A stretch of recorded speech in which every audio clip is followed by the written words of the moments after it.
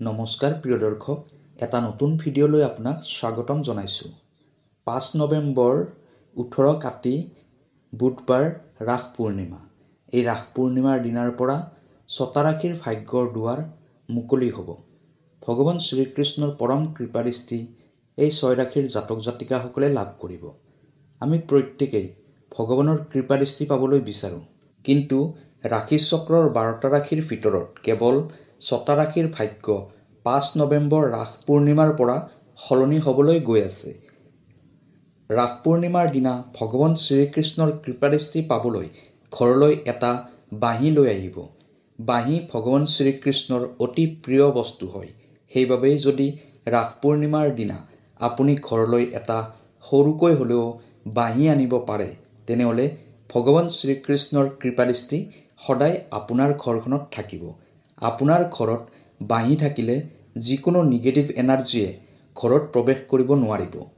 যদি আপোনাৰ ল'ৰা ছোৱালীয়ে পঢ়িব ইচ্ছা নকৰে নাইবা পঢ়া শুনাত মনোযোগ দিব নোৱাৰে, তেনেহ'লে ৰাস পূৰ্ণিমাৰ দিনা দুটা ময়ূৰৰ পাখি আনি আপোনাৰ ল'ৰা ছোৱালীৰ পঢ়া কোঠাৰ উত্তৰ পূব কোণত পাখি দুটা ৰাখি দিব। তেতিয়া তেওঁলোকৰ পঢ়া শুনাৰ প্ৰতি মনোযোগ বাঢ়িব। তেওঁলোকে ভগৱান শ্ৰীকৃষ্ণৰ পৰম কৃপাদৃষ্টি লাভ কৰিবলৈ সক্ষম হ'ব। প্ৰিয় দৰ্শক, যদি আপোনাৰ ব্যৱসায়, চাকৰি, টকা পইচা, পঢ়া শুনা তথা বিবাহক লৈ কিবা সমস্যা হৈ আছে, তেনেহ'লে ভিডিঅ'ৰ স্ক্ৰীণত দিয়া নম্বৰত আমাৰ সৈতে যোগাযোগ কৰিব। আমি আপোনাৰ সমস্যাসমূহ সমাধান কৰিবলৈ চেষ্টা কৰিম। ভিডিঅ'টো শ্বেয়াৰ কৰি দিব আৰু কমেণ্টত লিখিব জয় শ্ৰীকৃষ্ণ।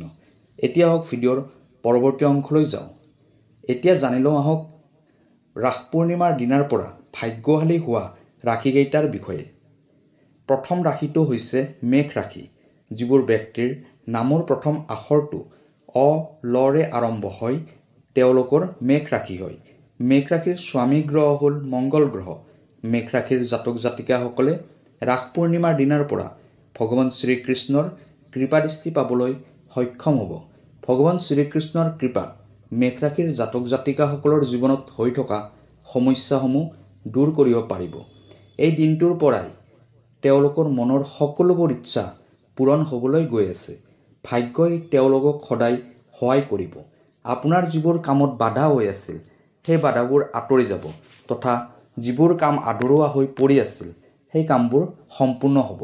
ভগৱান শ্ৰীকৃষ্ণৰ পৰম কৃপাদৃষ্টি আপোনাৰ ওপৰত থাকিব, যাৰ দ্বাৰা আপুনি সকলো ক্ষেত্ৰতে সফলতা প্ৰাপ্তি কৰিব পাৰিব। আৰ্থিক ক্ষেত্ৰখনতো অধিক উন্নতিৰ যোগ দেখা যায়। ব্যৱসায় বাণিজ্যটো আগতকৈ ভাল ফল দেখুৱাবলৈ সক্ষম হ'ব। চাকৰি প্ৰাৰ্থীসকলে চাকৰি প্ৰাপ্তিৰ যোগ আৰম্ভ হৈছে।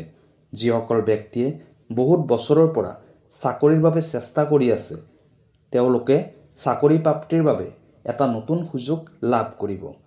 চাকৰি কৰি থকা ব্যক্তিসকলে প্ৰমোচনৰ সুযোগ পাব। প্ৰেমৰ ক্ষেত্ৰত মধ্যম ফল প্ৰাপ্তি হ'ব। স্বাস্থ্যৰ ক্ষেত্ৰত শুভ বুলিয়ে ক'ব পাৰি। বিদ্যাৰ্থীসকলে উচ্চ শিক্ষা লাভৰ সুযোগ পাব। প্ৰতিযোগিতামূলক পৰীক্ষাবোৰত ভাল ফল দেখুৱাবলৈ সক্ষম হ'ব। এতিয়া কথা পাতিম ৰাস পূৰ্ণিমাৰ পৰা ভাগ্যশালী হোৱা দ্বিতীয় ভাগ্যশালী ৰাশিটোৰ বিষয়ে। দ্বিতীয় ভাগ্যশালী ৰাশিটো হৈছে বৃষ ৰাশি। যিবোৰ ব্যক্তিৰ নামৰ প্ৰথম আখৰটো ব, হস্ৰই ৰে আৰম্ভ হয়, তেওঁলোকৰ বৃষ ৰাশি হয়। বৃষ ৰাশিৰ স্বামী গ্ৰহ হ'ল শুক্ৰ গ্ৰহ। বৃষ ৰাশিৰ জাতক জাতিকাসকলে ৰাস পূৰ্ণিমাৰ দিনাৰ পৰা ভগৱান শ্ৰীকৃষ্ণৰ পৰম কৃপা লাভ কৰিবলৈ সক্ষম হ'ব। ভগৱান শ্ৰীকৃষ্ণৰ আশীৰ্বাদত আপুনি সকলো ক্ষেত্ৰতে সফলতা প্ৰাপ্তি কৰিব পাৰিব। মনৰ আশাবোৰ পূৰণ হ'ব। ভগৱান শ্ৰীকৃষ্ণৰ আৰাধনা কৰিলে আপুনি সকলো ক্ষেত্ৰতে সফলতা লাভ কৰিব পাৰিব, কাৰণ ভগৱান শ্ৰীকৃষ্ণৰ সম্পূৰ্ণ কৃপাদৃষ্টি আপোনাৰ ওপৰত আছে। আৰ্থিক উন্নতিত বাধা দিয়া শক্তিবোৰ আঁতৰি যাব। এই ৰাস পূৰ্ণিমাৰ পিছৰ পৰা আপুনি নতুন ব্যৱসায় আৰম্ভ কৰিব পাৰে, কাৰণ ব্যৱসায় বাণিজ্যত প্ৰচুৰ লাভ অৰ্জন কৰাৰ যোগ দেখা যায়। যিসকল জাতক জাতিকাই শিক্ষা লাভৰ বাবে বিদেশত যোৱাৰ কথা ভাবি আছে, তেওঁলোকৰ এই সময়ত সেই সপোন পূৰণ হ'ব। যিকোনো প্ৰতিযোগিতামূলক পৰীক্ষাত উত্তীৰ্ণ হ'ব পাৰিব। স্বাস্থ্যৰ ক্ষেত্ৰত অলপ সাৱধান হোৱাৰ প্ৰয়োজন আছে। প্ৰেমত সফলতা পাব। ৰাস পূৰ্ণিমাৰ পৰা ভাগ্যশালী হোৱা তৃতীয় ভাগ্যশালী ৰাশিটো হ'ল বৃশ্চিক ৰাশি। যিবোৰ ব্যক্তিৰ নামৰ প্ৰথম আখৰটো দন্তীয় ন আৰু 29 জৰে আৰম্ভ হয় তেওঁলোকৰ বৃশ্চিক ৰাশি হয়। বৃশ্চিক ৰাশিৰ স্বামী গ্ৰহ হ'ল মংগল গ্ৰহ। বৃশ্চিক ৰাশিৰ ওপৰত ভগৱান শ্ৰীকৃষ্ণৰ পৰম কৃপাদৃষ্টি পৰিছে। ভগৱান শ্ৰীকৃষ্ণৰ কৃপাদৃষ্টিৰ ফলত আপুনি সকলো ক্ষেত্ৰতে সফলতা প্ৰাপ্তি কৰিব পাৰিব। বহুদিনৰ পৰা মনত পুহি ৰখা সপোনবোৰ পূৰ্ণ হ'ব। দাম্পত্য জীৱনত হৈ থকা সমস্যাসমূহৰ অন্ত পৰিব। লগতে স্বামী স্ত্ৰীৰ সম্পৰ্কবোৰ মধুৰ হ'ব। ব্যৱসায় বাণিজ্যত কোনোবা ব্যক্তিৰ পৰা সহায় সহযোগ পোৱাৰ যোগ দেখা যায়। লগতে ব্যৱসায়ত অধিক পৰিমাণে উন্নতি কৰিব পাৰিব। চাকৰি প্ৰাৰ্থীসকলে এই ৰাস পূৰ্ণিমাৰ পিছৰ পৰা চাকৰি প্ৰাপ্তিৰ যোগ দেখা যায়। লগতে যিবোৰ ব্যক্তিয়ে চাকৰি কৰি আছে তেওঁলোকৰ প্ৰমোচনৰ নতুন দিশ মুকলি হ'ব। লগতে বেতন বৃদ্ধিৰ যোগ দেখা যায়। সমাজত মান সন্মান বৃদ্ধি হ'ব। বিদ্যাৰ্থীসকলৰ বাবে নতুন সুযোগ আহিব। বিদ্যাত ভাল ফল দেখুৱাবলৈ সক্ষম হ'ব। প্ৰেমৰ ক্ষেত্ৰত মধ্যম ফল পাব। ঘৰত মাংগলিক কাৰ্য সম্পন্ন হ'ব। বিবাহৰ বাবে যোগাযোগ চলিব। স্বাস্থ্যৰ ক্ষেত্ৰত শুভ ফল প্ৰাপ্তি কৰিব। ৰাস পূৰ্ণিমাৰ পৰা ভাগ্যৱালী হোৱা চতুৰ্থ ভাগ্যৱালী ৰাশিটো হ'ল তুলা ৰাশি। যিবোৰ ব্যক্তিৰ নামৰ প্ৰথম আখৰটো ৰ আৰু দন্তীয় তৰে আৰম্ভ হয় তেওঁলোকৰ তুলা ৰাশি হয়। তুলা ৰাশিৰ স্বামী গ্ৰহ হ'ল শুক্ৰ গ্ৰহ। তুলা ৰাশিৰ জাতক জাতিকাসকলৰ ওপৰতো ভগৱান শ্ৰীকৃষ্ণৰ বিশেষ কৃপাদৃষ্টি আছে। আপুনি জীৱনত যিমানে পৰিশ্ৰম কৰিব সিমানে আপুনি উন্নতি কৰিব পাৰিব। কাৰণ ভগৱান শ্ৰীকৃষ্ণৰ পৰম কৃপাদৃষ্টি আপোনাৰ ওপৰত আছে। আপুনি যি কাম কৰিব সকলো ক্ষেত্ৰতে শুভফল প্ৰাপ্তি কৰিব। বহুত দিনৰ পৰা ভাবি থকা এটা ইচ্ছা আপোনাৰ পূৰ্ণ হ'ব। দাম্পত্য জীৱনত যিবোৰ আপোনাৰ খেলিমেলি হৈ আছে ভগৱান শ্ৰীকৃষ্ণৰ কৃপাত সেই সকলোবোৰ অন্ত পৰিব। ব্যৱসায়ত আগতকৈ অধিক পৰিমাণে উন্নতি কৰিব পাৰিব। চাকৰি প্ৰাৰ্থীসকলে মনে বিচৰা চাকৰি লাভ কৰাৰ যোগ দেখা যায় যদিও ইয়াৰ বাবে অধিক পৰিশ্ৰম কৰাৰ প্ৰয়োজন হ'ব। বিদ্যাৰ ক্ষেত্ৰত শুভফল পাব। স্বাস্থ্যৰ ক্ষেত্ৰত কিছু যত্ন লোৱাৰ প্ৰয়োজন হ'ব। প্ৰেমত শুভফল পাব। প্ৰেমৰ জৰিয়তে বিবাহৰ যোগ দেখা যায়।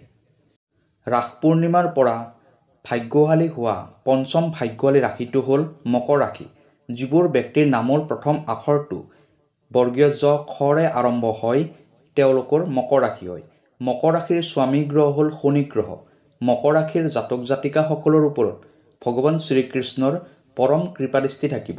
ভগৱান শ্ৰীকৃষ্ণৰ কৃপাত আপুনি সকলো ক্ষেত্ৰতে সফলতা লাভ কৰিব পাৰিব। সামাজিকভাৱেও আপুনি সন্মান লাভ কৰাৰ যোগ দেখা যায়। ৰাস পূৰ্ণিমাৰ পিছৰ পৰা আপোনাৰ ব্যৱসায়ত নতুন দিশ মুকলি হ'ব। ফলত ব্যৱসায়ত যথেষ্ট পৰিমাণে উন্নতিৰ যোগ দেখা যায়।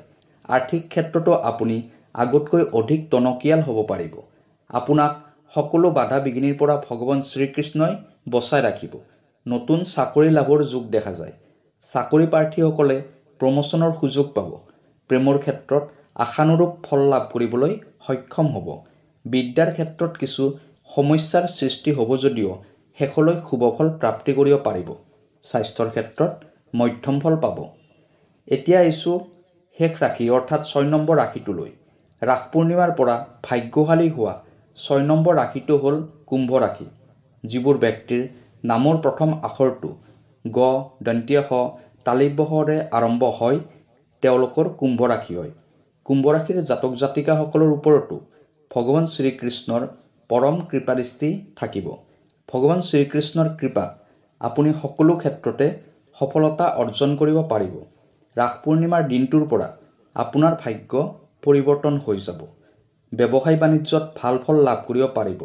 দাম্পত্য জীৱন সুখৰ হ'ব। পৰিয়ালৰ সদস্যসকলৰ পৰা সহায় সহযোগ লাভ কৰিব পাৰিব।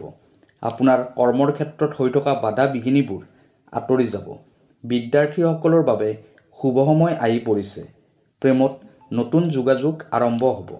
বিবাহৰ ক্ষেত্ৰতো শুভফল প্ৰাপ্তি কৰিব পাৰিব।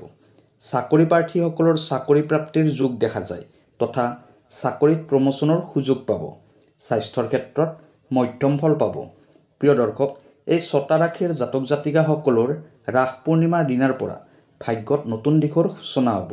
যদি আপোনাৰ ৰাশিটো এই 6টা ৰাশিৰ ভিতৰত নাই তেনেহ'লে ৰাস পূৰ্ণিমাৰ দিনা কৰিব লগা উপায় দুটা কৰিব। সেই উপায় দুটা আৰম্ভণিত কোৱা হৈছে। আজিৰ বাবে ইমানেই। কাইলৈ আকৌ লগ পাম অন্য এটা ভিডিঅ'ত। ধন্যবাদ।